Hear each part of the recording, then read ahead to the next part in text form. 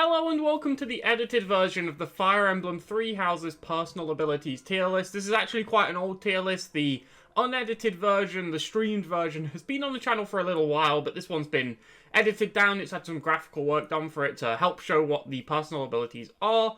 So yeah, if you've already seen the original, this is the exact same list. Before we start, I would like to thank the people who've backed channel on Patreon. It really helps me out a lot and supports me in creating content like this and everything else on the channel, so thank you very much for that. Let's get it underway. So today we're going to be tiering all of the personal abilities in Fire Emblem Three Houses for all of the playable characters from a player perspective. We're not going to be factoring them in as enemies or anything like that. It's going to be considering the Maddening difficulty on a regular new game file with no exploits, no excessive grinding. Also no Pagan Altar, I'm not sure if that factors in at all, but it's just something I typically play by. No online play, classic game setting if that matters at all. This tier list was voted for by the channel's patrons. There's a link in the description if you want to become one yourself and be able to vote on future tier lists. The list for December will still be running. Still running now, I should say. And yeah, I think that's about it. Thank you to everyone who backs on Patreon, by the way. It's greatly appreciated. It helps me out a lot. Yeah. So, without any further ado, I think we can get into it. So, we've just got 5 standard tiers, S through D. I don't think we need anything lower than that. We should be able to capture everything we need. We can always add in another tier if we need to. We've got a lot of room here to work with. The last character we need to care about is Yuri. Everything after that is just nonsense. We don't need any of these. So, we've got 2 variants of Byleth. Now, this is going to be weird, but Byleth's personal ability upgrades in, I think it's part 2, or is it after they become the Enlightened one? I don't quite remember. But in part 1...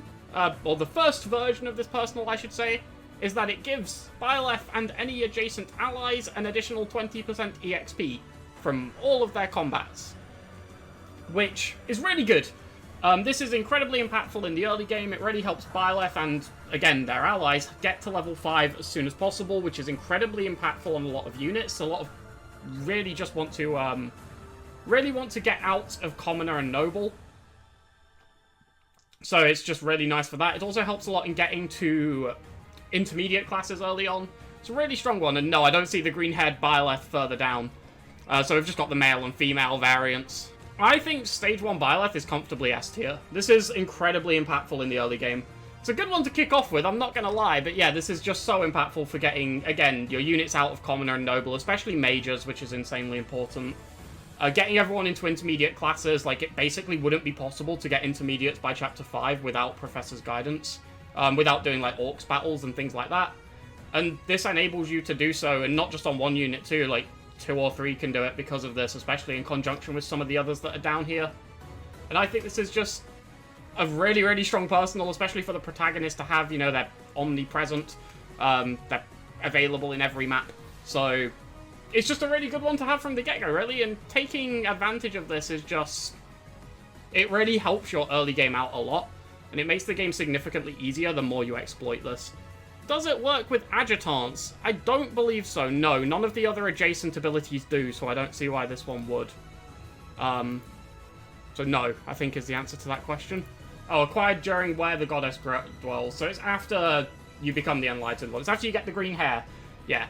So when you get the green hair, this basically just gives Byleth an extra 2 damage on every combat. Which is, I mean, yeah, this is just a better version of that. That's insane. Like, just an extra 2 damage for free. Slightly better on male Byleth because they're more likely to make use of something like Fierce Iron Fist. Which, obviously, you apply the bonus more times, but it's really good across the board anyway. Won't be far off Brave Weapons. You might be able to even use them by that point. Depends how much you train your Byleth up to exploit that even further. And, yeah, by and large, just an incredibly strong personal ability for both stages of it, but the upgrade adds more on. It obviously just makes it a little bit better to get that extra damage clocked in there. So next we have the Lords, the House Leaders. Are you considering the effects on full builds, like how Professor's Guidance stacks well with supports and Sacred Power? Yeah, so it's factored into, like, how the unit uses it. That's probably an important point to make, but yes, it is taking into account how good it is on the unit themselves. Although I think in Professor's Guidance case, it doesn't make too much of an impact, because I think it would be insanely busted on anyone. The fact it's on Byleth just helps because they're so available. Essentially, they're on every single map in the game without fail. So that's always very nice. So yeah, next up we have the House Leaders, which kind of have a neutered version of this effect in Part 1. All of them upgrade their personal ability in Part 2. But in Part 1, all of them basically just have 20% extra EXP, which is very good. It's personal only, but it's still very nice. I'm going to put them all in A tier. You could make some cases that, like, certain ones of these are better than others, but by and large, it's very low impact. Are you ranking points by the second skill? What do you mean? I don't quite understand the question, Morsod. But yeah, all three of these incredibly good. Helps them all accelerate their level growth as fast as possible. Oh no, so the Part 2 Edelgard will be factoring in the 20% growth along with the 4 res. Because that is her personal ability in Part 2. Same as the alternate version of Byleth is the 1.2 times growth with the 2 damage. But yeah, you could make the case that, like, Part 1 Edelgard's is better because she can enemy phase a little bit easier compared to Dimitri or Claude, so you could potentially make the case that hers is slightly ahead, but again, same goes for Dimitri. Once he gets Battalion Wrath, Battalion Vantage, he can also enemy phase very well, so you could argue that, but it's negligible pretty much either way. So, as for the Part 2 abilities, the resistance boost on Edelgard is completely negligible. It obviously is better than just getting the 20% EXP. The only point I think you could make against it is that the 20% EXP matters a lot more in Part 1 than in Part 2. Like, significantly more, because hitting beginner and intermediate classes is a lot more important than things like master classes and just getting stats past that. But I think that's getting a bit too... maybe a bit too techie with it, I'm not sure. So next up we have Dimitri. Dimitri gives him an extra 20 avoid, I believe, when he is at full health. It's okay, it's pretty much... it's overshadowed by the fact he gets Battalion Vantage and Battalion Wrath because you don't really care about his avoid. But it is still handy in case of, like, a bad scenario, like, let's say Dimitri misses or he hits into a monster or a Fortress Knight, which he doesn't kill. It's okay, I guess. The big impact of it is on Chapter 13, when he doesn't have Battalion Wrath, Battalion Vantage. He can sit in bushes with Swordbreaker and his prowess skill, and this obviously active and just dodge a lot, which is okay. It helps take down a rather difficult chapter, especially with Dimitri being forced into High Lord in that class. Just put it above regular Dimitri. It's only slightly better than the regular Dimitri. Actually, it's better than that version of Edelgard, so I guess we'll do that for the sake of clarity. But I don't think it's the biggest deal in the world. I think 20 avoid on a unit who generally doesn't care about their avoid is fairly negligible most of the time, and not something you have to worry too much about. It's basically just the same as his Part 1 ability. Again, you could make the case that in Part 1 his personal's a lot more impactful, so maybe this should go higher for that, but I'm not necessarily sure it weighs up. On the other hand, Claude's Part 2 personal ability gives him Pass, and Pass is incredibly good. I think this is S tier. I think Pass on a flying unit is just incredibly valuable, especially for free, not taking up an ability slot. Is, yeah, insane. You really cannot complain about getting Pass at all. It's a very desirable ability anyway. You get it for no investment, you get it for entirety of Part 2, and you don't have to use an ability slot on it, which is just the most valuable thing. Like, the worst thing about Pass is probably the opportunity cost. You're having to sacrifice hit plus 20, death blow, prowess skill, Vantage Wrath, something like that. Not having to do that is very nice. You just get it for free. So, with that in mind, Claude's is S tier. I don't think it's as good as Byleth in Part 1 especially, but, like, it's still very nice to have. It's an upgrade you appreciate a lot. Hubert. Hubert's personal ability gives him 5 might when he is using gambits. Okay, 5 might is like a nice thing. You're not going to complain about having 5 extra might. But it's, what, twice per map at most? It's on gambits, which is just, like, how often are you gambiting with Hubert? He doesn't have the best charm, if I recall correctly. Yeah, he has 6 base with a growth of 35%. So yeah, he doesn't have the best charm, so like landing those gambits could be an issue. It's pretty much only positive, but it's so low impact. It is cool for killing the Death Knight in the early chapters. Chapter 6, it can actually play a role with that. The extra damage on Gambits there is just nice to have.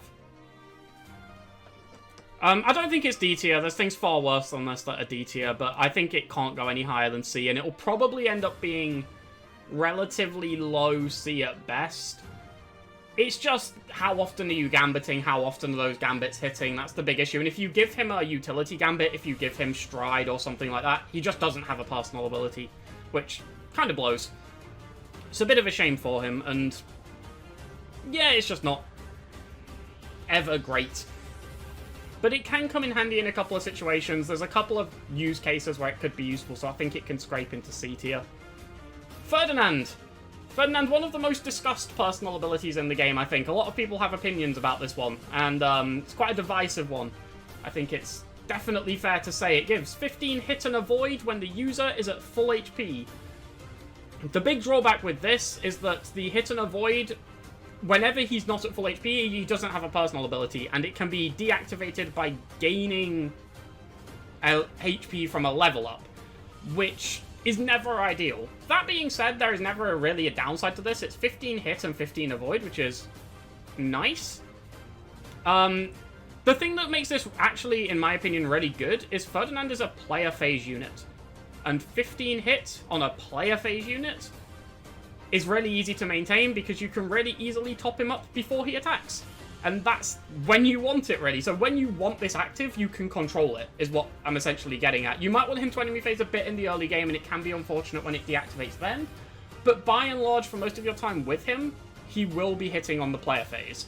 The other thing that really helps with this is the 15 extra Gambit accuracy, which with his 7 base charm is really, really nice. It makes him a quite reliable Gambit user, especially in the early game, which is always appreciated too. So an extra 15 hit on Gambits, again, especially early on, and especially in the Black Eagles, who can kind of struggle for Gambit accuracy outside of Edelgard, it's just very nice to have. It's a very hard one to complain about. People think this is a dodge tanking skill, but it's actually an accuracy skill. Yes, that is completely... It's not a dodge tanking skill at all. I would completely agree with that. But this is just basically an extra 15 hit on the player phase, which is good. And I think this is A tier. I think this is comfortably A tier. It also works really well with another personal ability, Dorothea's, which we'll get into shortly, because if he loses that 1 HP from leveling up, it's really easy to just top him back off using that. So there are easy ways to maintain it as well. There's a lot of ways to heal in Three Houses. Yeah, like you say, healing is so available. It is really easy to keep it active. You can also use relics that heal him and things like that. It's just a very easy one to maintain. And on the whole, 15 extra hit, huge upside. Like, it's not like it's a small upside. 15 hit is very valuable, particularly early on, but throughout the entire game, 15 hit is nice to have. Linhardt. Linhardt's personal ability is Cat Snap. When he enters turn with the wait command, he restores some extra HP. The value I don't remember. It's either 10 or 20%. Let me just get the number. It's 10%. It's 10%. This is awful. It's just... You shouldn't really care about Linhardt's HP ever. There's a narrative which goes around which is like your mages shouldn't be taking attacks, and I don't necessarily agree with that, but they shouldn't be taking attacks frequently enough to the point where you care about their HP in the first place. And then on top of that, you have to end your turn with the wait command. Even if this was just you gain 10% of your HP back at the end of your turn, it would possibly still be D tier, because that's still bad on the unit it's on. The fact you have to end your turn with the wait command, a unit who gets physic, by the way. Like, there's basically never any reason to be ending your turn with wait on Linhardt. Linhardt should always have something to do every turn. Yeah, that's pretty much it. And the only turns where he wouldn't really have anything to do feasibly is the very start of the map when no one needs healing. But at that point in time, he won't have taken any damage. So it just doesn't really line up with each other, and the heal is so small anyway that it's 10% of his HP, like, it's not saving him. Linhardt's probably taking a sizable chunk of damage from anyone who looks at him funny, and this isn't saving him from that damage. The only possible exception is in mages, but yeah, unless he doesn't reach with his healings, he has physic, he'll always be able to reach with his healings. And then, yeah, that's the other thing as well. Jeremy makes a good point there. You can just use an item to heal him, because mages generally have no need for their inventories. You might have a couple of bits of equipment, but if you can't fit a vulnerary or an elixir into his inventory, you're doing something wrong, I would even say, because he doesn't even get any magical combat arts. So, if you wanted to heal Linhardt, unless he has 100 hit points, just using a vulnerary will heal him more. And it's not like there's a high cost or anything. It's not like the value of the single use of the vulnerary matters. So, yeah, this is just... It's not harmful, but it's completely useless. This is fairly appalling. Caspar's personal ability, Born Fighter, gives adjacent enemies -10 avoid. It's really solid. It's basically giving all your units 10 extra hit on anything that's adjacent to Caspar. It's just very comfortably good. The fact you can take advantage of it both before and after Caspar moves is really nice. The only thing that maybe lets him down a bit is he's not necessarily suited to Kanto classes, which would make taking advantage of this even easier. But that's a very small downside at least, and it's not really a downside to the ability, it's more just he can't maximize it as much as he potentially could in a lot of scenarios, but even then you can go Wyvern Lord on Caspar and it's fine. So, I think this is comfortably B tier. The requirement of adjacency is annoying, and there are definitely better ways to boost your accuracy, but he's completely fine with it. I'm unsure about Caspar. His ability is good early game, but deploying him early game is rough. He's not that bad early game. Like, you can give him gauntlets and just punch things and he'll be okay-ish. The fact he's quite mediocre early might actually sort of help the ability in a way, because if he hits something, it might need another hit to kill it off. At least you can stack Caspar with the toughest weapons and shields since he gets doubled anyway. Yeah, is a good point. But yeah, Caspar's on the whole, it's pretty much only positive, but it's only positive to a certain degree, I guess. That requirement of adjacency is quite annoying. Let's just leave it at that. There's not really much more to go into regarding Caspar's personal. Bernadetta, this is the easiest S tier. This is absolutely elite. It's incredibly valuable. Bernadetta's personal ability is Persecution Complex. This gives the user 5 damage whenever they are missing a single point of HP. I mean, there's nothing to... 5 damage is insane, especially in the early game. For missing a single hit point, you just can't complain about that. It synergizes really well with other things she gets in her kit or other builds she may want to run. Things such as Vengeance, things such as Vantage, if she goes Vantage Batrath. It's just ludicrously good, pretty much throughout the game. Yeah, it lets her compete with Edelgard and Byleth in terms of damage early on, that's absolutely true. With Persecution Complex active, she has the same 13 damage from stats that they do, which is, yeah, really, really nice. It works really well with Curve Shot, it works really well with the fact she can get Tempest Lance super early thanks to her boon in that area, giving her nutty damage early on. And then obviously you get Vengeance, and it's just 5 extra damage on Vengeance, which is like, okay, a lot of the times it might be overkill, but you can be a bit safer, you might not have to take as much damage, it makes it a bit less awkward to set up Vengeance. It's still all good, you can't really complain about it at all, it's really, really easy to keep active. There's very rarely a time where Bernadetta will struggle to lose a hit point. So, the only possible issue might be, like, the danger you're putting her in by having her not be full health, but even then. Also stacks with magic if you tried to make her a mage. Yeah, it stacks with anything, it's just 5 extra damage. Yeah, so even if she doesn't gain any strength, she has a 21 damage Tempest Lance once you get it by Chapter 2, which is insane. A 21 damage attack by Chapter 2 is just really, really nice all around. That's more than Dimitri's, it's the same as Edelgard's.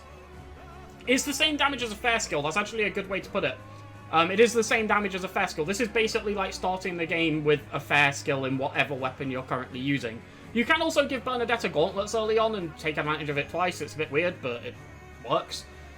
Yeah, it's a very hard one to fault. It's pretty much good throughout the entire game. It's 5 extra damage. It's nuts. It's 5 extra damage, incredibly easy to activate. What more do you want? Works on the player and enemy phase. The only conditional is incredibly easy to meet, and something Bernadetta wants to do anyway. Dorothea's personal ability is Songstress. It heals adjacent allies by 10% of their HP at the start of the user's turn. It's really solid early on. It's basically never bad because in the same way that being adjacent to a unit can be problematic in certain cases, it's very hard to be accidentally adjacent to a unit. Just pay attention to where your units are positioning. Screws up Bernie's personal only if you put Bernie next to Dorothea and there's no need to do that. In fact, I actually think this is really good with Bernie's personally. Like, this is one of my, like, because if you have Bernie at, like, I don't know, 19 HP out of 25, let's say, you can top her up to 24 using Songstress, or something like that. Well, it would top her up to, like, 21, but you get it. You can give her a very small heal, while still keeping her personal active, just to make her a little bit safer. It also is really good with Ferdinand. It synergizes quite well with the Black Eagles in general, I think. Songstress would be so much better in Blue Lions where Mercy can't get Physic. Yeah, I can see that.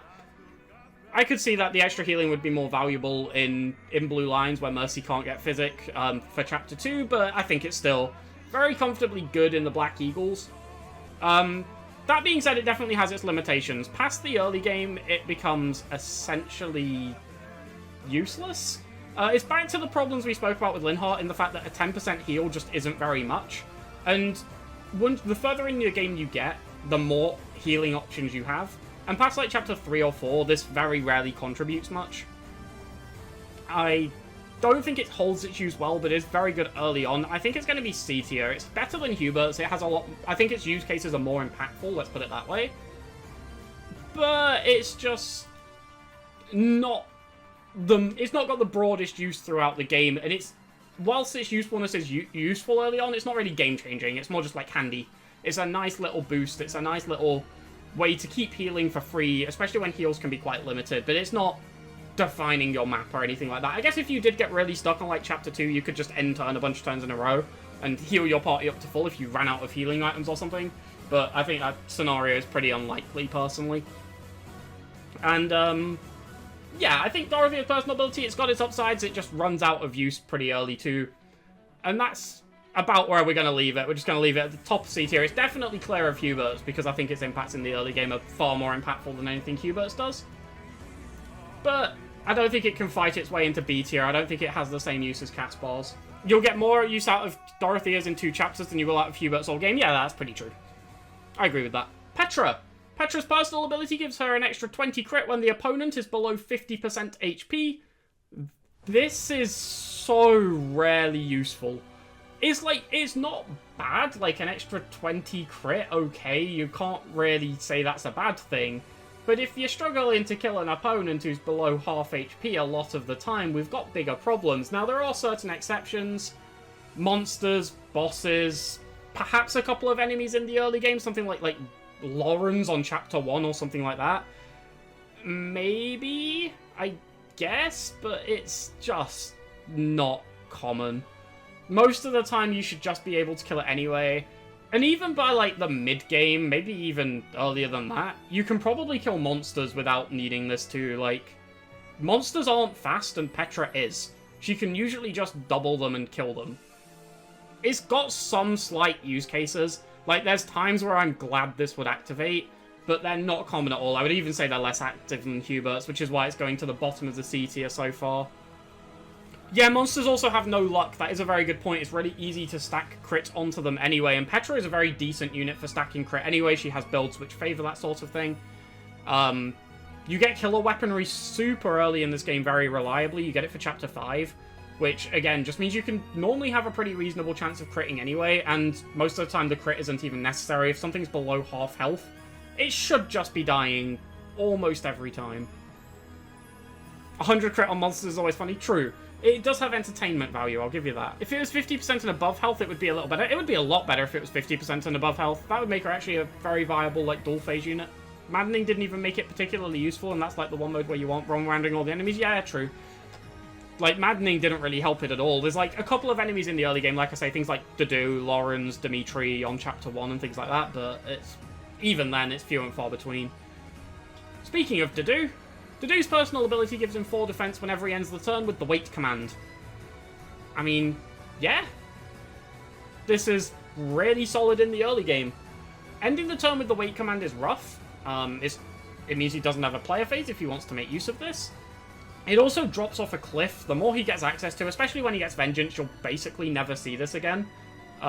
Or worst case scenario, you find yourself wanting to take damage and you have to find an action to do that you don't necessarily need to do, like using an item or something.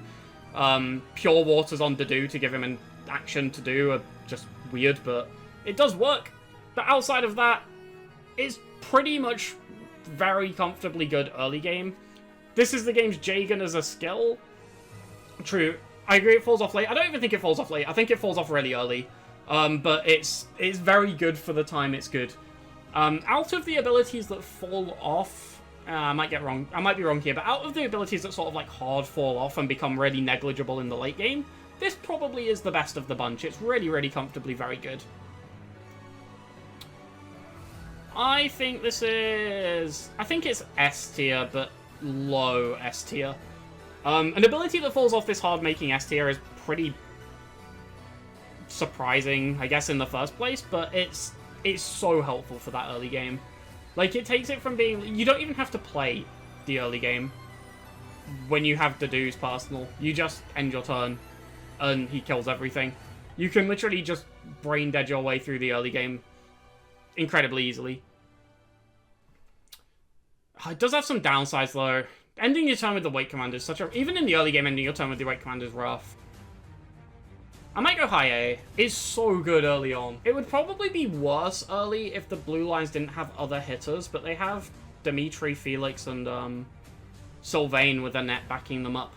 I think high A looks better, though. It does fall off a cliff. Yeah, I think I like this more. And the fact that it can be problematic as well, like, and you have to start throwing Pure Waters at Dedue to stop him, or so that he doesn't end his turn by waiting, is just weird and strange, and I keep forgetting to do it. It's Rally Def on himself? Yeah, basically. It's Rally Defense on himself. But Rally Defense is fine. Like, the issue with Rally Defense is when you get it more so than the ability itself. It just comes at a point where it isn't good, but if you got it on Chapter 1, it would be great. No, yeah, Dedue's personal definitely has a lot of impact early, but I do agree that it does fall off maybe a little hard to push himself into the S tier. Yeah, it can also mess with Vengeance and getting into Vantage range later, which is why you want to keep Pure Waters on him, so that he doesn't end his turn with the Wake Command, or just use things like Shove if you're in a Kanto class, like, things like that. But the thing is with Relics is I don't want to be using Relics, like, on the enemy phase, so I don't want to use them on the player phase. Like, I don't want to use, like, 4 charges of, like, Freikugel or something to enemy phase with. Like, I want the Killer X out on the enemy phase for Batrath. I guess you could use, like, Relic equipment. Like, you could give him, like, the Aegis Shield. That's a bit counterproductive, isn't it? But, like, you could give him Fetters? Fetters probably goes to your dance. I just consider Fetters as, like, the dancer's equipment. Could you give him, like, Caduceus? Or, like, Thyasus or something? It's a bit of a waste, but I'm sure there's something you could give him there that would be useful. Can give him the Devil Sword / Axe. Again, it's the same thing, though. I want the killer weaponry equipped on the enemy phase. But yeah, I think, like, high A tier is probably fairer than S tier for this, especially with how hard it drops off. That's probably a solid call. Speaking of personal abilities which drop off, Felix gives him 5 damage when he doesn't have a battalion equipped. This is... It falls off insanely early. Of the abilities which falls off, this falls off the earliest. I really don't think you should see this after Chapter 3, but past then, he doesn't have a personal ability. His battalion runs out, his battalion shouldn't run out. If his battalion runs out, like, it's a compensatory tool, because your battalion should be giving you more than 5 damage worth of stuff. I guess it is, like, useful for those scenarios, but it shouldn't ever really happen. I think this is, like, solidly B tier. It falls off really hard, but it's really good for the first, like, 2 chapters of the game. Maybe 3.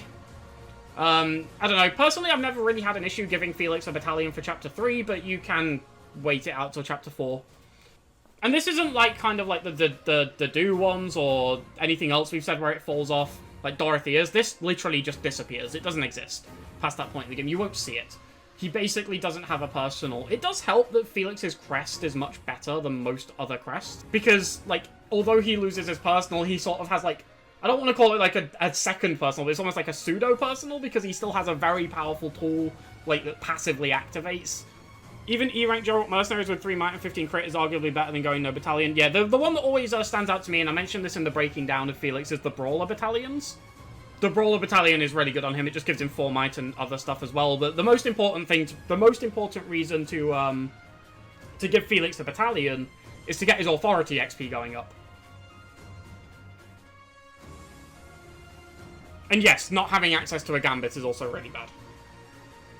Obviously, you have better candidates for the 3 battalions you have on Chapter 2, but past that, you can make an argument. The only reason I think you can run it on Chapter 3 is because you have to kit your entire squad out with battalions at that time, and that's a little expensive. So you may want to hold off on him for Chapter 3, spread your battalions out to everyone else, and then give him one on Chapter 4.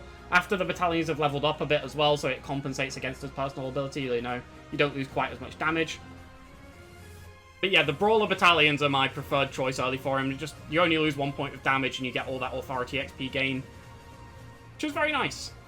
But yeah, this is still comfortably good. It has really good impacts early. We can't, like, ignore the upsides of this, especially used in conjunction with Annette, who starts the game with Rally Strength. It lets him one-round a bunch of stuff. There's a bunch of enemies on on Chapter 1, sorry, including Hubert, which is very nice. One-rounding Hubert is just good. And a couple of others outside that too. I think like Ignatz is on that list as well. There's Dorothea maybe. A few others. It works really well with Brawling. That's absolutely true. It works really well with his Crest as well. Just letting him stack ridiculous amounts of damage. The upside early is very, very strong. It also lets him one-round a bunch of things on Chapter 2 as well. Pretty much the entire map if you Rally Strength him. Which is, yeah, it's really good. It's definitely got its upsides. It's just after Chapter 3 you won't see it. Potentially after Chapter 2 you won't see it. That's his biggest downside. It doesn't have a personal ability for most of the game. That's fairly impactful. So it should be taken as a massive credit that he's able to get into B tier for having a personal ability for like 2 or 3 chapters. That's a massive credit to how strong this is. And a massive credit to how strong Bernadetta's personal ability is that it doesn't go away. It's just +5 might for the entire game. Yeah. Ash's personal ability is Lockpick. It lets him pick locks. So it's useless. This is one of the worst personal abilities in the game. It's worse than Linhart's, actually. At least Linhart's does something. This lets him open chests and doors. The problem is that, like, you can see when there's chests and doors on the map and just buy the keys from the menu, and it's fine. At the best, it's a very minor benefit. The other thing is that, like, all of the most important chests, pretty much, there's a couple of exceptions, but most of the important chests are in the early game. And until Chapter 6, there is a chest key on every single map for a chest. And then even on Chapter 6, there's one, but there's 2 chests. It's just not good. Like, it's kind of useful on HBD if you don't have keys on the convoy, I guess. Even if you don't get it on HBD, what are you missing? Like, the Curse to Shire Sword, Axe of Ukon. Axe of Ukon's valuable. Curse to Shire Sword could be an Armor Slayer, don't care. And I forget what's in the other chest. There's 4 on that map. But most of the time, this just isn't doing anything. Even if you forget to buy keys, you, like, the thing is, I don't think you should be forgetting to buy keys, because you can just buy, like, 5 in advance or something, and just keep them in the convoy. Like, you don't need to specifically buy them on the map, even. Like, you can just keep keys in your convoy at all times, and access them whenever, because you can access the convoy on the map. And yeah, the fact that, like, it's usually easier to get somebody else into the chest. I don't think you should ever be. I don't think you should ever be that desperate for money, Masood.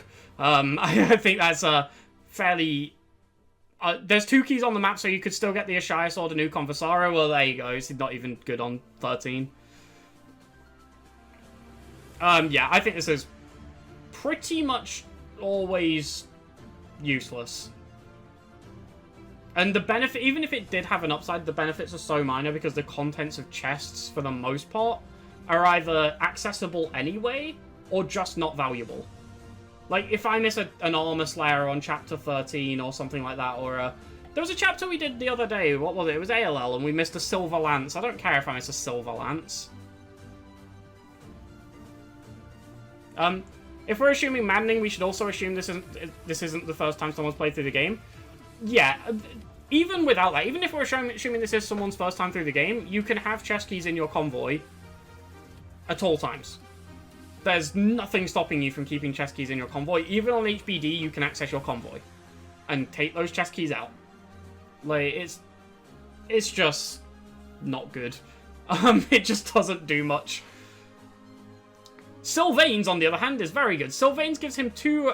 I think it's attack and protection. I don't think it's strength and defense. I think it's 2 attack and protection whenever he's adjacent to a female ally. This is really good. This is just comfortably very good throughout the game. And I'm quite glad we moved Dadu down now, because... yeah, I think Sylvain's is better than Dadu's. It's just really impactful for a very long time.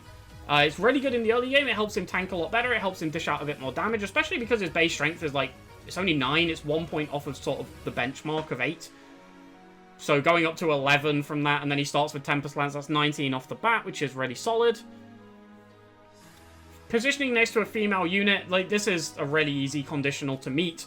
The thing that I think, like, really helps with Sylvain's that, like, may not be factored in that much is the fact that a lot of healers in the early game are females. Like, a lot of your access to heal is on female units. Linhardt is pretty much the only exception. You could obviously, like, get heal on anyone, but of the units that are likely to get it, Linhardt and Yuri, I guess, are the only real exceptions, but Marianne, Mercedes, Happy, Dorothea, like, all of those units are female. And yeah, this is just comfortably very good. It's just extra damage. It's nice. It doesn't scale particularly well, but that's just because as the game goes on, you tend to be less adjacent. And also 2 damage just matters less later into the game, but by and large, it's still excellent. Really, really hard to fault, pretty much across the board. And its impacts early, yeah, they're putting it top of A tier so far for me. I think this is very, very solid. I've minimized chat. There we go. Yeah, all around just very strong throughout the game. Can't complain. Mercedes' personal ability is Live to Serve. Whenever healing an ally, the user recovers the same amount of HP. It's not useful often, but when it is, it's got some use cases. The big one for me, where I really like this, is for ballistas and siege tomes and things like that. Lets her tank those out and then just top herself off while also still maintaining the rest of your party. It's a right side better than Linhardt's. It can't go D tier. It's better than these. It's not frequently impactful. You may get like a few use cases of it through the game, but very few and far between. But when it is useful, it is actually like you can plan ahead for it. You can see that, oh, this Viscum or this Ballista's going to target Mercy, and yeah, I can tank it with her, and then she will be healed for free on the next turn. Which is, you know, it has its use cases. Endgame of BL, yeah, that's another good one, like, just that, all the siege stuff that's going on that map, like, she can tank it while still maintaining your allies, let your allies do other things. It's very barely okay. Its use cases are super few and far between, but when it is useful, it's useful. I don't think there's much more to say about Mercedes. It's a really straightforward ability. It just about scrapes. I'm just thinking about it. I think this is useful more often than Petra's or Hubert's. I'm not gonna lie. I think this is probably... They're pretty similar. They're all very rarely useful. But I think it might be useful more often than those. I'm tempted to make another tier because I think Dorothea's is considerably better than the other 3 in here. Yeah, I think I'm going to make another tier. Yeah, I think moving Dorothea's a tier above these is just... I think this is more impactful. I think it has more sort of deliberate impacts. These 3, they're not as bad as the 2 in D tier, but they're not great either. They do have their use cases, but not frequently. Annette. Annette's personal ability lets her start the game with Rally Strength. It's really nice. Rally Strength is a very good ability. It gives an adjacent ally 4 attacks and also stacks with any other rallies, which works really well with Annette because she also gets Rally Speed, Rally Res, Rally Move. And more to the point, having Rally Strength not take up an ability slot actually makes it a lot easier to use throughout the game. The only issue, I guess, with Rally Strength is, like, she has to use Rally, so if she doesn't use Rally, she doesn't have a personal, which is... I consider it kind of similar to, like, the Wait command in a way. Like, it's using a unit's action to give another unit a bit of extra damage. The fact it's on a net really helps it. I think this is A tier. I think it's probably low A tier, though. I think the fact it uses Annette's turn to use... It's not a passive buff like, say, a couple of the others that we'll see coming up, but to pull one that's definitely going to be relevant. Hilda's, for example. also gives adjacent units 3 might, but she can apply it multiple times per turn to multiple allies. She doesn't use her action to do it, things like that. The fact that, yeah, also the rallying doesn't give the unit any experience, a bit unfortunate. It can lead to a net becoming quite far under-leveled, but you can work around that, as was outlined in the Breaking Down. But on the whole, it's really, really comfortably good.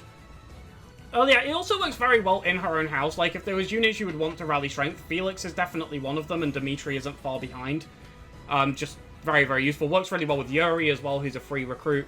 There's just a lot of people who can make use of this, and obviously if you get further through the game, it may seem like this drops off, but the fact you don't have to equip it means, like, you can use this on, say, a grappler who's using Fierce Iron Fist, or you can use it on, you know, a Hunter's Volley Sniper. Things like that, so it maintains some relevance, not having to equip Rally Strength, but having access to Rally Strength throughout the game. Very, very nice. Hard to complain about. Ingrid's personal ability gives her 3 might and 5 hit when using Gambits. This is just a better version of Hubert's personal ability because Gambit's hit is a lot more valuable than Gambit Strength, and it still gives Gambit Strength too. It's not great, it's only 5 hit, but 5 hit is better than not 5 hit. It's basically like having an extra Gambit boost. Cool. It's comfortably okay. I'd probably put it C+. It's better than these 3, I think. It's similar to Dorothea's. It's got its use cases for sure. They're not frequent, but it's got its use cases. There's times it's useful. It's just a bit of an extra reliability tool. 5 extra hit on Gambits is nice. Normally when you're Gambiting, like, Gambit hit is not the same as normal hit. Like, Gambits are normally, you need a Gambit to hit more, generally. So, 5 extra Gambit hit is more valuable than I would say personally, like, 5 non-Gambit hit. But, obviously things like, Ferdinand's personal ability do affect Gambit hit as well, but, like... Hey, Avery. Yeah, on the whole, Ingrid's personal ability, really, really comfortably good. Nothing exceptional, but comfortably solid, doesn't really drop off at all, maintains usefulness throughout the game. It's on a unit who can take decent advantage of it. Like, there are a lot of scenarios where, thanks to her easy pathing to Pegasus Knight, Ingrid can gambit things from angles that other units wouldn't be able to. It just works out nicely. It's not really ever, like, great, but it's comfortably always useful. Lawrence's personal ability gives him 2 might whenever he has a battalion equipped. This is essentially 2 might on every attack, both physical and magical, from at least Chapter 3, probably / possibly Chapter 2. I'd probably say Chapter 3, actually. It's probably 2 might on everything from Chapter 3 onwards. For no drawback. You want a Gambit equipped anyway. It's 2 free damage. On everything. This is really good. It's pretty impactful early. Yep, it's pretty much always good. I might put this above the EXP ones. It's only 2 might, but, like, it's so free. It's just really free 2 might. If +2 strength magic is often part... That is a good point. Like, it's basically like having the strength or magic +2 ability. The only thing is that magic +2 doesn't affect, like, healing and, like, a utility range, but it doesn't have any utility anyway. It helps Lawrence because he does mixed damage. Yep, it's comfortably very good. I might put it above Dedue. It holds relevance for a lot longer. I think Dedue's has the higher, like, moment of impact. Like, those early chapters with Dedue, it's a lot more impactful. But Lawrence's is present after Chapter 4, which is very nice. Having a personal ability for the entire game is useful. There's no drawbacks to it. It's just comfortably really... It's 2 free damage. I don't think it can quite go above Sylvain's, because I think Sylvain's, yeah, it's 2 free damage, but he also gets those 2 free protection as well. And again, there's no real drawbacks to Sylvain's. It's a little harder to activate, I guess, but, like, Sylvain's also has, like, Swift Strikes to take better advantage of it. I think I like it where it is. It's 2 extra free damage. There's very, very hard to complain about. It's just comfortably great, to be honest. It mostly just sucks that Lawrence isn't better. True, but this helps him become better. Like, he essentially has, like, 10 base strength from Chapter 3 onwards, which is, like, the equivalent of Felix or something. Which is fine. 9 base magic, is it? Like, yeah, it's 9 base magic is still bad, but he gets Frozen Lance, so it's fine. It also helps him reach a lot of important thresholds. Like, his actual impact on unit is quite valuable because, like, it helps him reach 1-round thresholds for Chapter 5, in conjunction with things like Spirit Dusts and Dex boosts and things like that, but it's only possible pretty much to reach those because Lawrence has this personal ability, which, you know, it actually has tangible impact on the unit. It's not just hypotheticals. I think it's just comfortably very good. There's no drawback to this personal ability at all. If the bonus was bigger, it would go higher, but yeah, cool. It's nice. Goodie Basket. Goodie Basket is Raphael's personal ability. It's bad. It's pretty much the only personal ability that has any sort of downside in the game. Now, the downside is overstated, including by me. I've overstated this downside in the past. It probably won't be too impactful a lot of the time. It's the fact that you have to constantly play around it if you're using Wrath Vantage builds. That's just really annoying. Sorry, I should probably go into what it does. It has a luck percent chance to heal Raphael for 10% of his HP, which is ridiculous. He doesn't have a good luck stat. He has a good HP stat, but even then the heal isn't much. Like, I think in the early game this is something like a 6% chance to heal 3 HP. So like 1 in 20 times you heal a third of a vulnerary. Like, even if it isn't harmful, it's useless.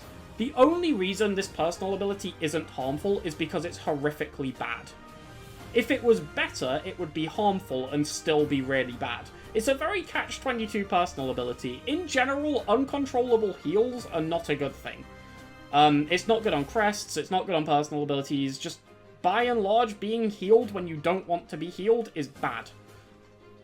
Which, this is what this is.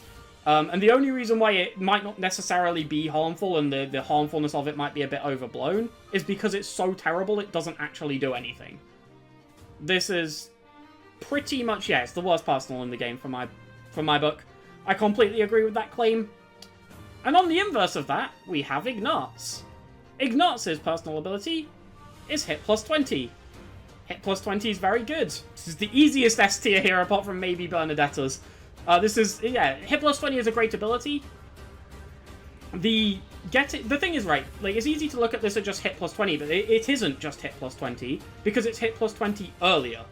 Hit plus 20 would be a better ability if you could have it from Chapter 1, fact. This is hit plus 20 from Chapter 1. It's strictly better than hit plus 20 because you get it earlier. It stacks with the regular hit plus 20 ability.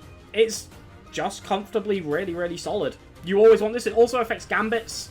It's worth saying an extra... Although Ignatz does have a really struggling charm stat. Oh, sorry. Did I say Lawrence? I meant Ignatz. Although Ignatz does have a really struggling charm stat, 20 extra hit on top of that will normally make it pretty reliable to hit. It's just really, really good. A great mastery ability that nearly everyone picks up for free and with no slot taken. Yeah, pretty much. That is basically it. The only reason I think Bernadetta's is, like, slightly better is because this is just like an omni-fair skill. I quite like that phrase. I stole it from whoever said it earlier, but it's quite good. This is 5 extra damage. If you had the option to get an ability that just always gets you 5 extra damage, you would get that over hit plus 20, in my opinion. I think that would be better. And this is basically what Bernadetta's is. You can argue Bernadetta's has a downside of her needing to have taken damage, but it's so minor, and it's so easy to trigger, that I personally think Bernadetta's is slightly better than Ignatz's, but they're both incredibly good. Both ridiculously valuable. And Ignatz's early game would be bad without this personal ability, and because he has it, his early game's really good. Not much more to say about it. It's hit plus 20. Hit plus 20 is great. Ignatz gets hit plus 20 for free. Ignatz's personal ability is great. Any unit would absolutely, with the possible exception of Bernadetta and maybe a couple of these others in S tier, especially Byleth, any unit would swap out their personal ability for this. Even someone like Sylvain Lawrence to do, they would swap out their personal ability for this in a heartbeat. Ignatz would be Ash tier without it. I don't necessarily agree with that. Ignatz has, like, rallies and things like that help him out. Yeah, Ignatz does have a lot going on beside his personal. Ignatz is, like, okay as a unit. Yeah, one thing that has to be mentioned with Ignatz, actually, is the viability it has in Warmaster Ignatz. Because, like, when most people think Ignatz, they're probably thinking Sniper, but, like, Warmaster Ignatz with hit plus 20 and the class's innate crit plus 20 is so ridiculously reliable. It's so good. Like, it's a very fun build too, so it has to be mentioned. So next up, Lysithea. Lysithia's personal ability is Mastermind. This increases the base class and weapon EXP gained from combat by 100%. I have to be careful how I phrase it, because if I said it just doubles it, that would imply with a knowledge gem you get 8, but you don't. With a knowledge gem you get 6, rather than 2 or 4. So it takes the base and multiplies it, not any modifiers from something like a knowledge gem, and the knowledge gem doesn't impact this either. But by and large, this is free combat, it's free class EXP, it's free weapon XP, it's really good.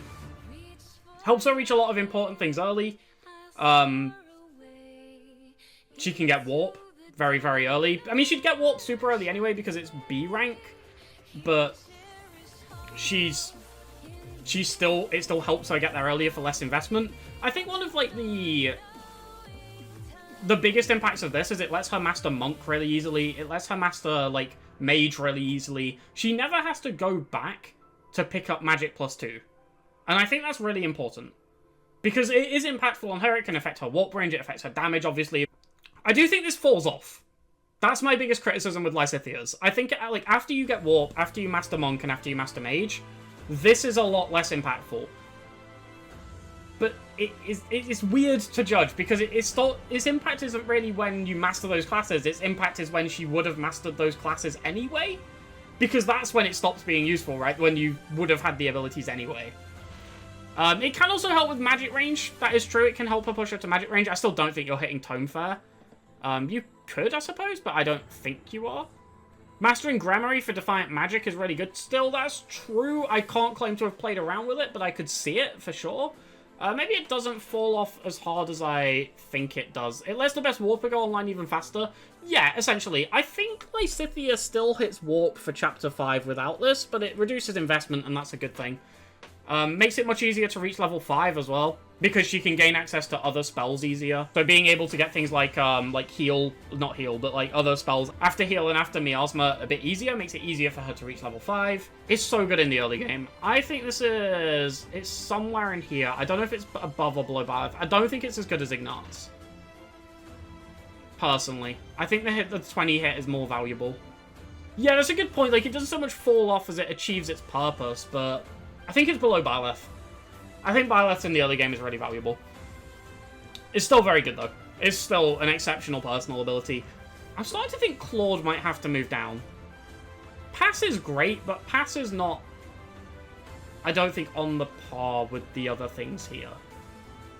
Especially because, like, it's not around. He's obviously 20% extra XP as well, but that puts him in line with the A tier. I think Claude might go here instead. I think I like that a little bit more. Claude's almost feels like too good for the A tier and not good enough for the S tier. I don't know, it's weird. But we'll keep it in the S tier for now. I think I'm debating between the two. We'll see where it ends up. But yeah, Lysithia's is really, really comfortably very good. Mastermind is great. It helps save investment, get things earlier. That's all good. Marianne's is atrocious. Marianne's personal ability is Animal Friend. She restores 10% of her HP when she's adjacent to a mount or a flying unit. So if she's next to a horse or a Pegasus, she gains a horse or a Pegasus ally. Sorry, that's super important. She heals for 10% of her HP. Fairly atrocious. So the worst thing about this, and it kind of goes without saying, but you only can activate this when you have a mount on your team. Which means until Chapter 5, Marianne doesn't have a personal ability, because that's probably the earliest you're getting a level 10 unit. And if you have a look at these highest, abilities on here, in fact, if you have a look at pretty much anything above C tier, they're super impactful early on. They're incredibly impactful early on. Not having a personal ability for the early chapters is atrocious. It's the worst time to not have one. It's still better than Catnap. I disagree. Catnap can be useful on, Chapter 1 or 2. This is just functionally always useless. Why would a mounted unit want to be close to Marianne anyway? I mean, for me, typically, Marianne is a mounted unit. It could be useful, but a 10% heal on Marianne is still super small. I don't know, this is atrocious. Not having a personal ability for the first 5-6 chapters of the game, whenever you first get your mounted unit, is just so bad. Also, the heal is tiny. I don't know if I said it, but it's 10% heal. It's not saving her. It's the same problem you have with Linhart's in a sense. A 10% heal is just not doing anything, but at least Linhart's is active at the time when it could be useful. Hilda's personal ability, Advocate, gives adjacent male allies 3 extra damage. This is nuts. This is insane. This is 1 less damage than Rally Strength, but it doesn't take up Hilda's turn and can be used on multiple allies every turn. This is ridiculously good. I think this is, personally, there might be one exception to this, depending on, I don't know what the general perception on the other one I'm thinking of is, but with that possible exception, this is the best, this is the most underrated personal ability in the game. It's not the best, but I think this is incredibly good. It works really well with Gauntlet users, which is beneficial because Gauntlet users are typically male. They can carry their Gauntlet users forwards into classes like Grappler and War Master, so they're the most likely to be using Gauntlets early on, and the ones who benefit the most from it, which means they get an extra 6 damage if they're adjacent to Hilda. It obviously doesn't go anywhere, so if you're using like Fierce Iron Fist or something like that, it's then an extra 9 damage. Hilda is typically a Kanto-based unit. She typically goes Wyvern, so she can like move and then reposition if you're using her as a player phase unit. This is absolutely insane. I don't know if this is controversial. I think I'm really tempted to put this in S tier. It does lose impact later in the game, though. I do recognize it does get worse the further in you get, because like adjacency, you're just not as adjacent in the later game, typically. And also 3 damage just matters less the further in you get, but it isn't 3 damage, it's like 10, or it's like, sorry, it's like 6 or 9 or 12 damage later down the line. I'm tempted to put it S for its impact early, but I think it's A. But this is incredibly good. This is ridiculously good. And yeah, I really value this one incredibly highly. I think of the adjacency personal abilities, bit of a spoiler, but whatever, I think this is the best one, personally. It gives you so much extra damage each turn. And I think, like, top of A is a very comfortably good place for this. It's just, the other thing to note with this is, like, it works on male units, right? So let's look at all of the Swift Strikes users. Well, they're all male. Fierce Iron Fist, locked to males. Point Blank Volley, one of those is male. Like, Hunter's Volley even, if you look at a lot of the sniper candidates, okay, you have, like, Shamir, who's probably the big exception, but, like, Felix, Yuri, both great sniper candidates. Ignatz, Ash, great sniper candidates. Pretty much everyone who goes down the path towards great brave combat arts, with like a couple of very minor exceptions, they're male. Like, and so this can retain a lot of use purely because of that. This is just all around very, very good. Leonie's personal ability is Sylvain's, but it works on males rather than females, so if she's adjacent to a male, she gains 2 strength and protection. I think this is slightly worse than Sylvain's, but still very good. I think adjacency to females is a lot easier. I think female Byleth is slightly better than male, so that works quite nicely. But by and large, this is still excellent. This is a very, very good personal ability. It helps out Leonie quite a lot with her strength and her tanking in the early game, and can actually make her quite a decent wall. She's also quite quick, so she can avoid being doubled, take the hit relatively well, and then hit back reasonably hard. It's just all around very good. You could absolutely make the case for Leonie's being higher, but I think it's pretty negligible anyway. These are very similar abilities. We don't need to go into too much detail because we've already covered it with Sylvain. They both get brave abilities too in Point Blank Volley and Swift Strikes. Female units are also generally better in this game, so it's likely you have more of them. Yeah, I'd say that's probably true. Sylvain, Leonie, Hilda, Thruple, OTP, true. The best pairing. Okay, so that's all of the students done, so now we're on to the... Oh, it's not all of the students done. We've got some still to do, but, you know, they'll come later. They'll come a little bit later. We've got the faculty. Starting off with Seteth, whose personal ability is Hilda's, but it only works on female units. The big problem with this is Seteth doesn't arrive until Chapter 12, which makes it a lot worse. Because 3 damage is just a lot less notable at Chapter 12. It's also sort of just missing half the game. It has its use cases, for sure. Like you say, yeah, it's good on an ocean view. That is a good point. I didn't actually consider that. That is a good point. It's good on an ocean view. But it can be good on hunting by daybreak. There's several points in the game where this can be valuable. I think this is B tier. It's kind of similar... Not really, but I think it holds a bit of similarity to Felix's.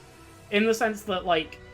Yeah, I think Seteth is fine to sit in, like, lower B tier. If it was around more, it would definitely be higher, but not getting Seteth until Chapter 12 is just the biggest hindrance this thing has. Unfortunately, but it's still solid for when it's around. It can still affect things like Leonie's Point Blank Volley, any snipers you've got, really, really well, because that's just more stacked damage, but also brave weapons are readily available by the time you get Seteth here, so it can have impacts on those too, but just by and large, again, it comes back to adjacency is just less common in the later game. It's not like a complete, like it never happens, but it's just less common. Adjacent allies receive 3 less damage from enemy attacks. Okay, this is okay. Taking less damage is less important than dealing more, especially by, like, Chapter 7 when you get access to Flame. There's definitely use cases for this, but it's few and far between, I think. I'm trying to think of any particular time. The thing is, by this time in the game, right, by, like, Chapter 7... Well, not necessarily Chapter 7, but a few chapters after this, you can get access to so many good protection tanking tools for Aldaria's soldiers, the Aegis Shield, things like that, that, like, I think it almost comes too late for it to be useful, because units who you care about taking damage are capable of getting that protection themselves around the time when you get hurt. I think it could still be useful. I'm going to put it bottom of C+ tier. I think it's still better than the C tier ones. It's a controllable 3 extra protection, which absolutely can see benefit from time to time. Obviously, gets a lot better if you have the DLC and can make Flame a Dark Flyer. But it's just 3 protection just isn't that great at that point in the game. I'm sure there's some specific things that would help you to tank, but not commonly. And you almost always have other avenues to make up for that extra protection by this point in time anyway. No, it doesn't work as an adjutant. I'm pretty sure none of the adjacency skills work as adjutants. Maybe if you're protection stacking. That's the thing though, like, you can protection stack so easily without this. Like, it's just unnecessary. Like, the time when this would be useful would be so late in the game.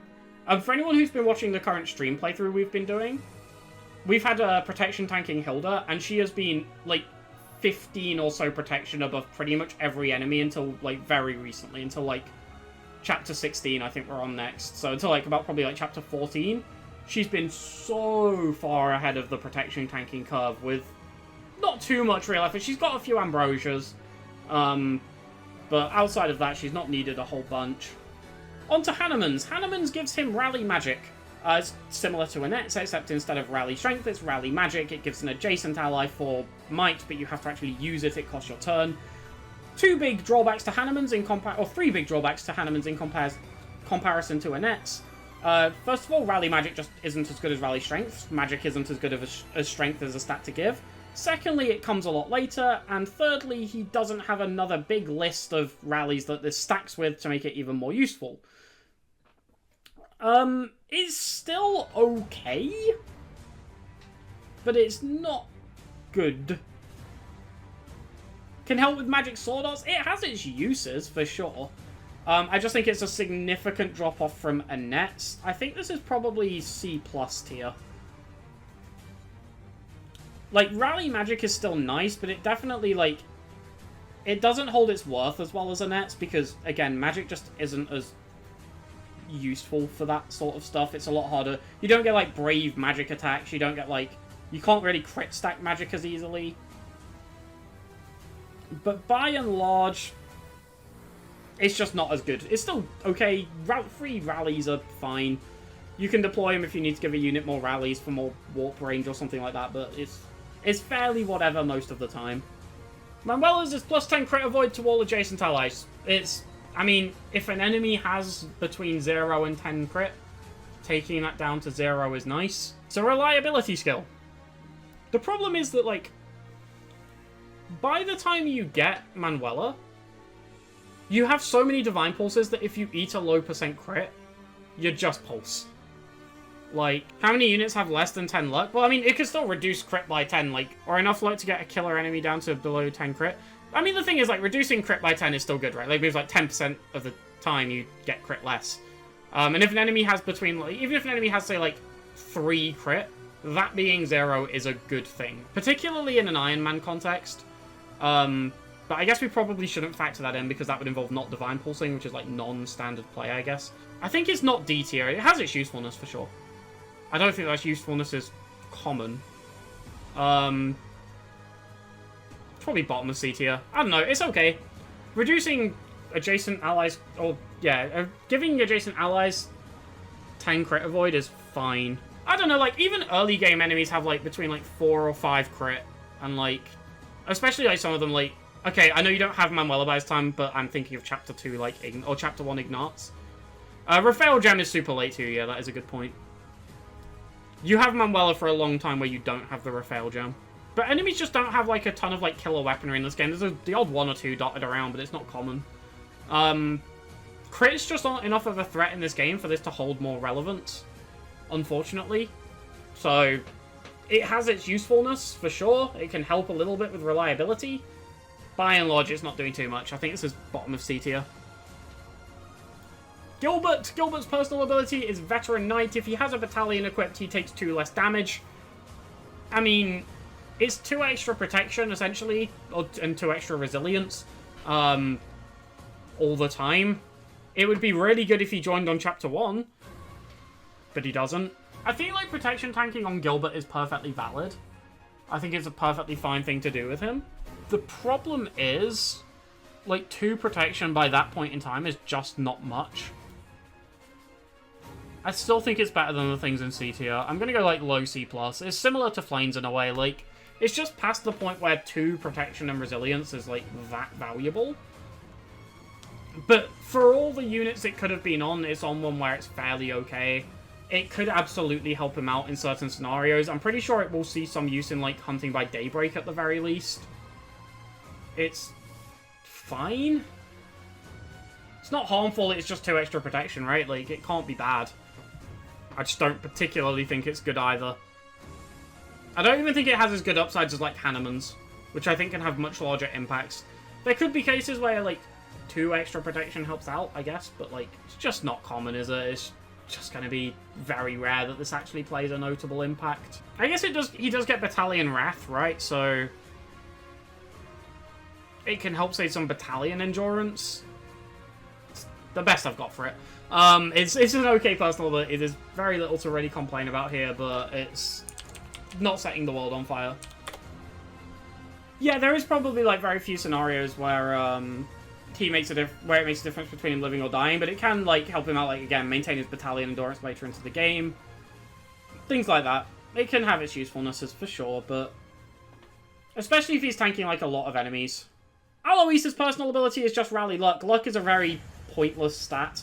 Alois doesn't get a ton of other rallies to compensate with this either. I can't actually remember what he does get. I'm just going to have a quick check. Okay, no, Alois doesn't get any other rally. Oh, he gets Rally Strength? Oh, he does get Rally Strength. He has it innately. Sorry, I missed it on the list. Still pretty bad. I think it's a C tier. I'll put it above Petra's, but I don't know. It gives 4 crit to an adjacent ally. Using Alois to increase the reliability of Goodie Basket, both abilities now A tier. I guess. I mean, the fact he has Rally Strength as well helps it out. I mean, you're giving 4 Strength and 4 Crit to an ally, essentially, which is fine. So that's an okay little boost. It's free. Like, having this attached to him for free is okay, I guess. But as we just established, the Crit Avoid is kind of negligible.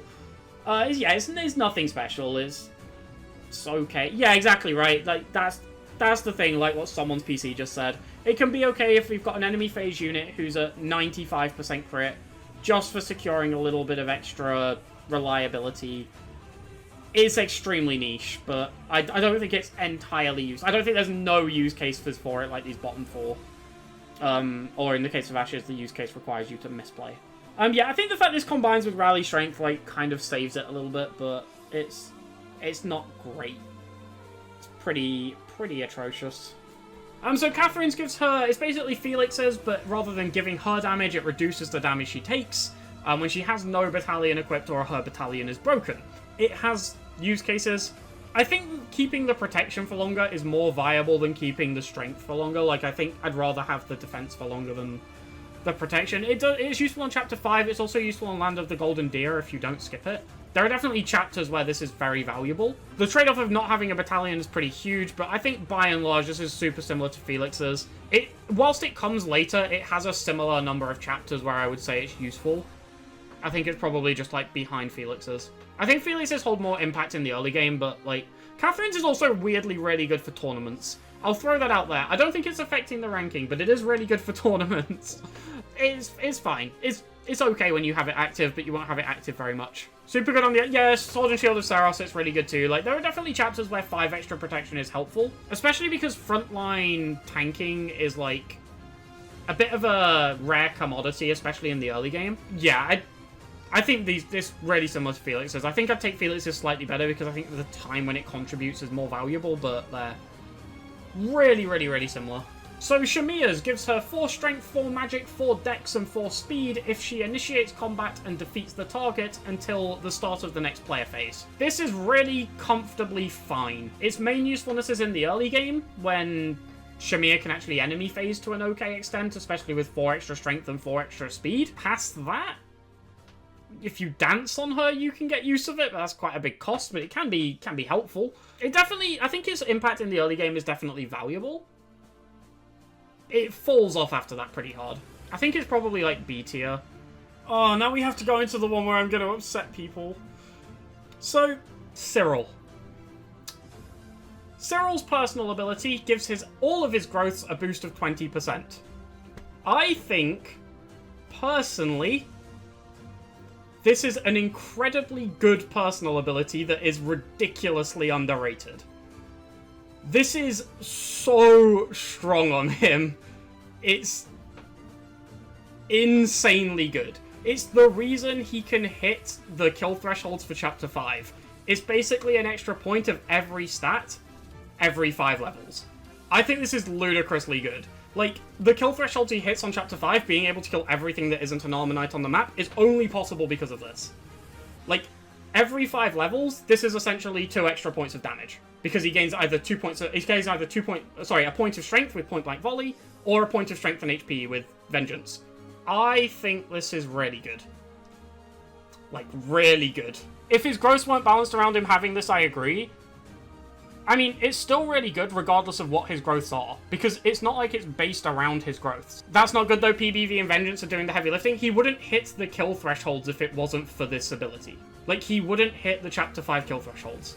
And as a result, he wouldn't be able to level through Chapter 5 as easily. He wouldn't be able to hit a lot of his kill thresholds easily. This is insanely valuable on Cyril.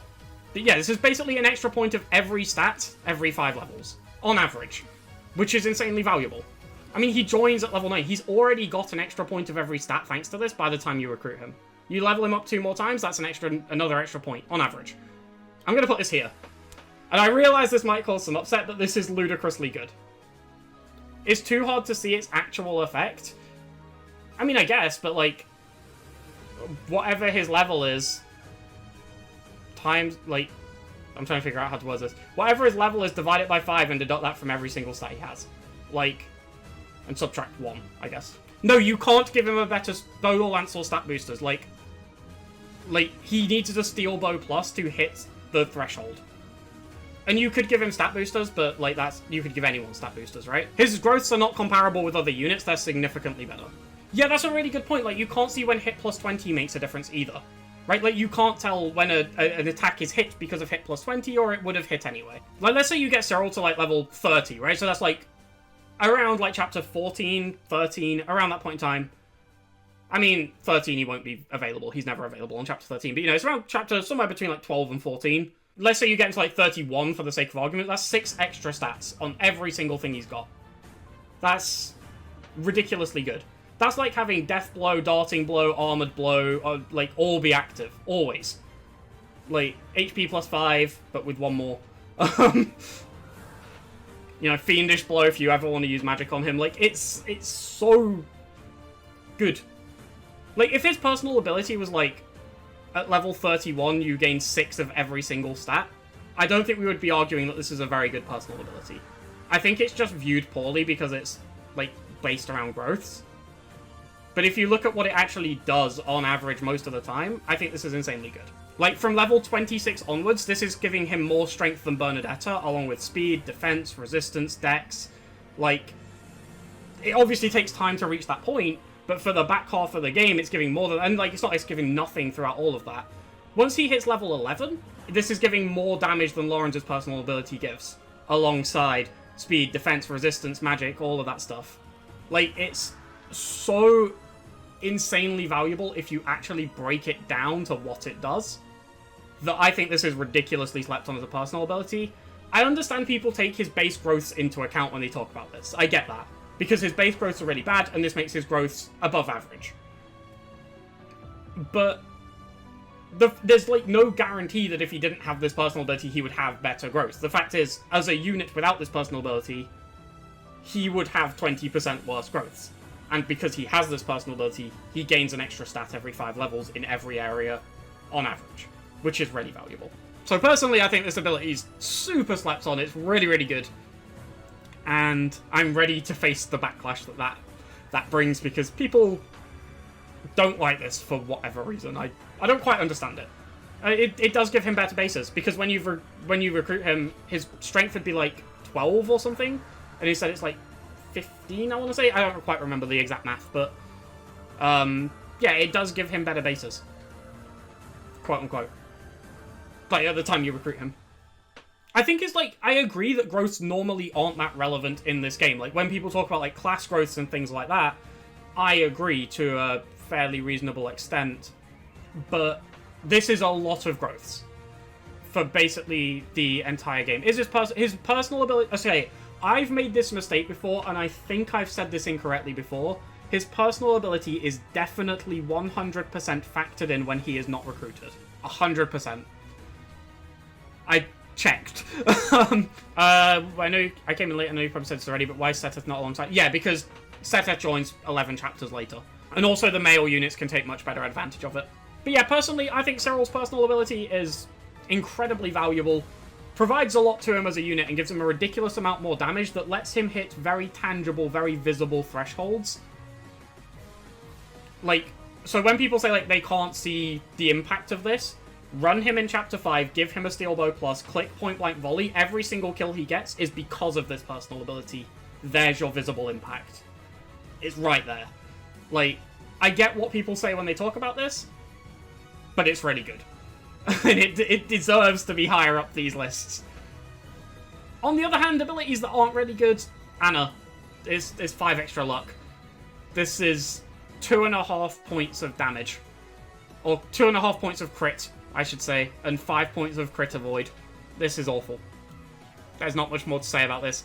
There is the potential to argue 2 points of crit. This might just be down here. I don't know. 2 points of crit is so terrible. Wrath Vantage reliability, like I see. I keep looking at Cyril's and I'm honestly tempted to move it up, but I'm not going to. It's a flat boost for no cost, better than D. Yeah, true. It is just 5 extra. But hey, according to the logic used with Cyril's personal ability, they could just give her 5 more luck in stats, so it must be... No, I'm joking. I do think it's really weird how they're treated differently. They let people say you could just give Cyril better growth, but I've never seen that said about Anna. Like, you could just give her better luck. But yeah, I think it's better than D. I think that's probably fair. Like, it is just 5 extra luck. As useless as luck is... It's not useless, but, like, as low impact as luck is, it's free stats.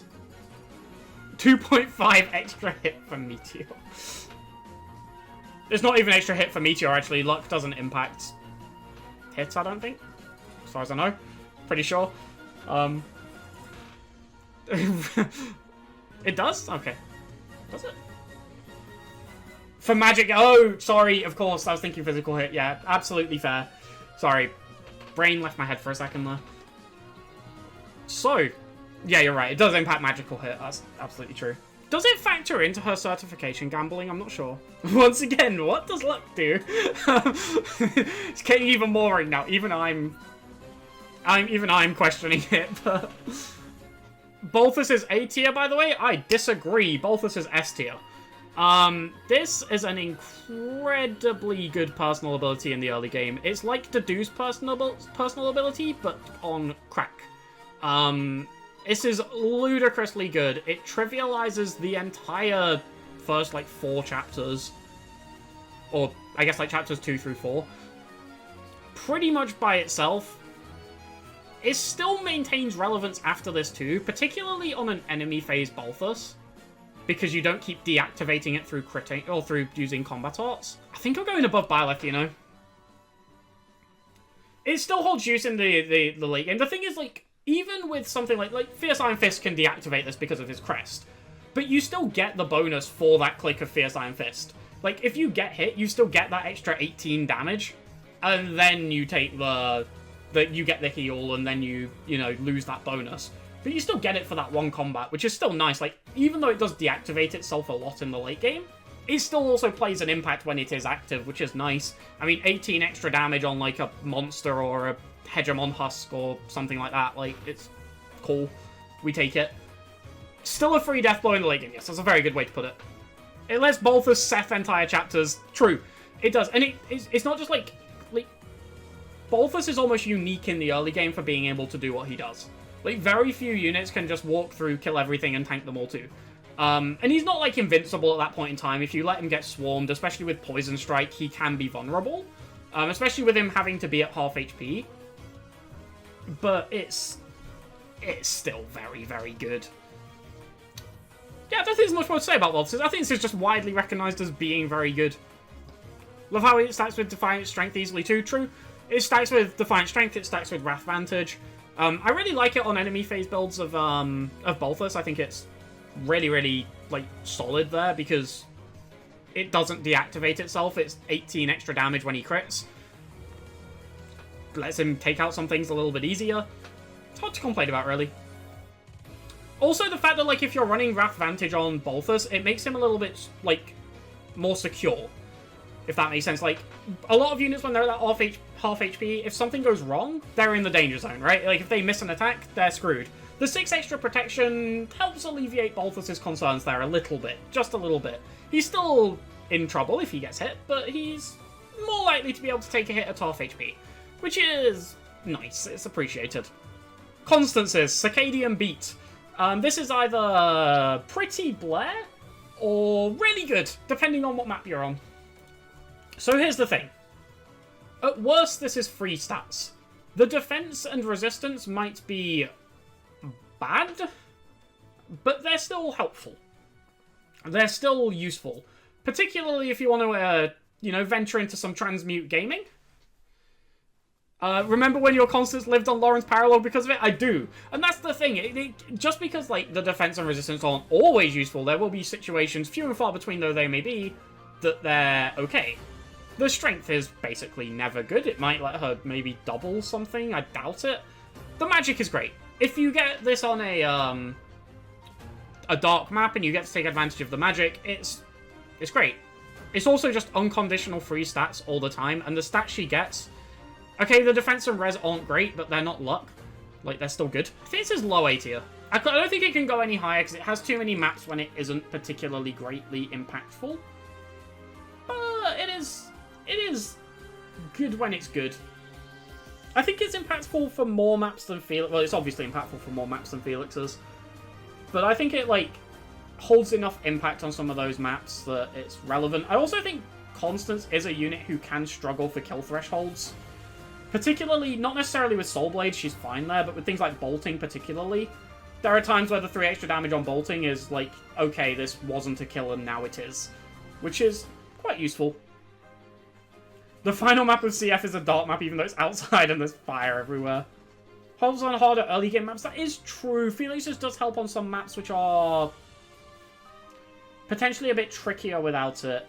I might go top of B tier. I think I'd still take it over Felix's, but it being uncontrollable is valid. And I think unlike a lot of these higher skills, it's not as impactful in the early game, which is when most of these abilities are very useful. She gets the magic bonus in maps like Ember Palace, yeah. I think this one's just, like, really towing the line between B and A. It's pretty much in between the pair.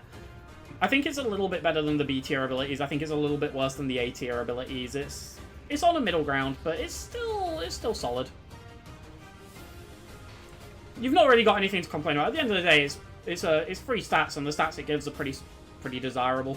I also think, like, just in general, like, if we compare it to the things that give damage in the A tier, like, just fairly unequivocally, strength on relevant units is better than magic on relevant units. Like, I would rather have 2 strength on Sylvain than 3 magic on Constance most of the time.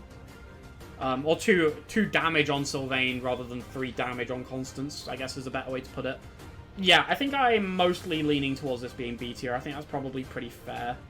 So, Happy's personal ability makes all attacks effective against monsters and makes it easier for monsters to target Happy. What that essentially means is monsters will always target Happy unless they're gambited. I really don't see the high benefits of this. I'm going to be completely honest. I think the times where this would be super helpful are the times before you necessarily have the tools to make use of it. Not strictly, but mostly. I'm thinking something like the Knowledge Gem chapter. What's it called? The Tales of the Red Canyon, the Sothis Paralogue. Where I don't think you have Impregnable Wall or the Saros Shield by then. And in the late game, monsters just aren't very threatening. Like, if a unit takes an attack from a monster in the late game, they're generally fine. Sothis Paralogue... Yeah, but you won't have the Saros Shield for the Sothis Paralogue, and I don't think Verdant Wind can have Impregnable Wall by the Sothis chapter, can it? What is giving you Impregnable Wall by the Sothis? Is it just a chapter 8 thing? Drawing Hegemon Siege is nice. Yeah, I'm not arguing it's useless, let me make that clear. I just don't think it's, like, as impactful as it is, because, like, at the end of the day, only impacting monsters... Monsters aren't that common. And you have ways to draw the impact of monsters on other units anyway. One-shotting a barrier is okay, but Happy can one-shot barriers anyway because she has Seraphim, although being able to do it with other spells is okay. I know Verdant Wind can have Impregnable Wall, but can it have it by Chapter 8? I know after Chapter 7 is when you get more battalions, but but I guess, like, some... I'm thinking Verdant Wind because that's what I've been playing lately. But, like... I guess what I'm asking is which houses get Impregnable Wall after Chapter 7? Like, on Chapter 8, I guess. The Impregnable Wall is available in every route by the Sothis Paralogue, although Verdant Winds is a C rank? Okay. Okay, so it's just the Flying Battalion. Okay. So it's just the ones in the shop? I guess that does make it a little better if you can have it by then. I still don't think it's super good, because I just still don't think monsters are that hard to take down anyway. Like, I think that's a really good description of it. Unless you cheese enemies, you don't really need to cheese. I think the main thing it sort of helps you do is break barriers to get ores, honestly. Because, like, you can just tank with Happy and just, like, take your time taking them out. Which is nice. Ores are cool. It's definitely good. Let's make this clear. I definitely think it's at least B tier. So let's just put it there for now. So that people have a rough perception of where I'm aiming. I'm thinking it's, like, low B tier. Honestly, I'm thinking, like, here-ish. I just don't think monsters are A, common, or B, threatening enough for this to be any higher than that. I know some people really like it, and I get it with the Impregnable Wall tanking strategies. The thing is, you can just tank monsters with basically anyone. Just by using Gambits, and typically my Happy's doing stuff. Now, this might just be me, because I am a massive fan of Happy, and she tends to be quite an active unit in my teams, but typically I don't want her standing there tanking monsters. I want her, like, warping units, I want her throwing down Banshees, I want her, like, actually doing stuff. Not just sort of being monster bait, but that might just be me, because I recognize I do, like, obviously over-prioritize the units I enjoy using. As I'm sure anyone does. Yeah, you can do a lot around it, I do agree with that. You can plan a lot around it, and it can be, like, I fully see, like, how it can be useful. I don't know. I don't think I've ever, like, gone to, like, been in a place where I've been like, oh, I can do this. But, like, I guess that's entirely personal and anecdotal. But, yeah, I think, like, B is probably comfortable. I think it's probably got a couple more use cases than Cetes. I'm a bit iffy on whether it's above or below Shamir's. I might go below. I really like Shamir's in the early game. Going between Seteth and Shamir's, and I think that's fairly comfortable for it. The last one is Yuri. Yuri's gives 3 attack when in combat with an enemy 1 space away and not next to an ally. Attack, not might, according to this wiki, which is... I mean, that means it's questionably true, but, you know. Yuri can't be comboed with Sacred Power, Advocate, Professor's Guidance. True. Can be comboed with Rally Strength, though. Yeah, Yuri's personal ability is really solid early. That's probably the best thing about it. It gives him some solid 1-round thresholds early on, especially in conjunction, if you use him in blue lines, but in conjunction with anyone with Rally Strength. It's really comfortably good, especially Chapter 2 gives him a lot of 1-round thresholds. It's kind of okay throughout the game. Like, the only problem it really has is Yuri's best endgame is Sniper, and it doesn't do anything in Sniper because Sniper uses ranged attacks and will not be adjacent to its enemies. That's his biggest problem. It can fall off quite hard. Other than that, really comfortably very solid. 3 free damage on a unit that can make really good use of free damage. Mini bow gaming, true. True, we can do some mini bow gaming. I don't know, because, right, here's my issue with this. I think I can see upsides where this can be useful throughout the game. I just don't use Yuri in that way, but you absolutely could.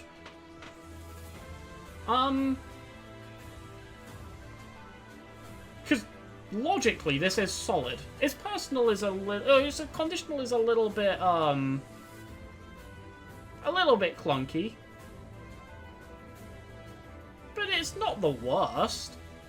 It's probably a better conditional than having to end your turn with the wait command. It might be here. I think it's comfortably very good. It's 3 extra damage. I don't think it's quite as useful as some of the other damage boosting abilities, even though it gives more. Lauren's giving flex damage and it being literally unconditional. Cyril's just gives him a bunch of stats. Leonie's and Sylvain's are much easier to trigger. I think being adjacent to a unit and not requiring adjacency to your enemy is quite nice. Hilda's is cracked. But it's sort of in this clump of damaging abilities for me that's just always useful. You're always glad to have it. I feel like people would be nicer to the wait command skills if they had a specific skill command to activate them. Aggressively mediocre. I'm going to fill you on a secret. They are. It's called the rally abilities. If rallies instead were called, like, if you wait next to an adjacent ally, they gain 4 strength. Like, next to a singular adjacent ally or something like that. People would be much colder on them. That's a very good point. That's a very good point. Compsognathus? Sorry if I got that wrong. I tried. Correct me if you want. I'll try and get it right in the future. But yeah, I agree with that. I think that's a very good point. Being adjacent to an enemy comes with its own problems. It absolutely does. I do agree with that. But it's solid with things like gauntlets. It's solid with things like brave weaponry. Even throughout the game, you can see solid use with it. You can also take advantage of it if you wanted to make him like an assassin, which he actually slots quite well into, like using stealth for the enemy phase. It's comfortably very good, I think. Murderous Intent? Oh yeah, it's 20 hit when the unit initiates combat. Yeah, this is great. Yeah, Murderous Intent is comfortably really good. It's just player phase only, which is worse than regular hit plus 20. And it doesn't come super early in the game, which I think is like the big draw of Ignaz's personal. It's still very good. It's Uncanny Blow at home. That's a very good way to put it. Uncanny Blow is a good ability. This is a slightly worse version of Uncanny Blow, but you don't have to go through Valkyrie to get it, which is hit or miss, but it's pretty good. I wish it would be higher if it was available earlier. I think it's going to go low S tier. The only reason why is it's struggling availability. It's just not around for long enough, really. But 20 hit when a user initiates combat is perfect. Actually, this might be too high. I'm looking at it in comparison to Ferdinand's, and I think it might be too high. Because it basically is like a slightly better version of Personals. Of Ferdinand's. It's a slightly better version of Ferdinand's, but it's not around for as long. I might just put it next to Ferdinand. Yeah, that seems comfortably fine. Yeah, I think S is way too high too. I agree with that. I don't think I was correctly weighting it when I first considered it. I think I'd put Ferdinand's higher because it's available at a more apt time. It gives slightly more, but I mean, I guess Ferdinand's is still active on the enemy phase. It just can deactivate itself. I think it's fine there. I think it's okay, just slightly below Ferdinand's. They're very similar abilities. 20 hits a good thing. It'd be S if it was a student. I'd agree with that. So that's the list. That's every personal ability. I'm relatively happy looking at this. I can't think of anything that I would, like, change too much. I know the one placement that's going to cause upset, but that's fine. I embraced that before I did this list, don't worry.